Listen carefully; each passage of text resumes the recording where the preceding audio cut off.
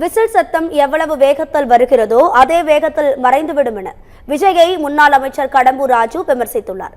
தூத்துக்குடி மாவட்டம் விளாத்திக்குளம் சட்டமன்ற தொகுதிக்கு உட்பட்ட பகுதிகளில் அதிமுக வாக்குறுதிகள் குறித்த துண்டு பிரசுரங்கள் வழங்கும் நிகழ்ச்சி நடைபெற்றது.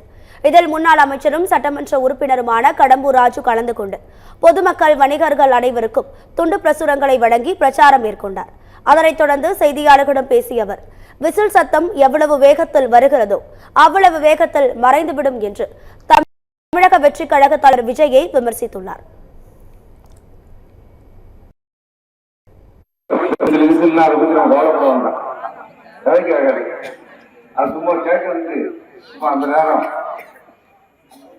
போயிடும். அந்த சத்தம் எவ்வளவு வேகமா வருதோ அந்த வேகமாக போயிடும்.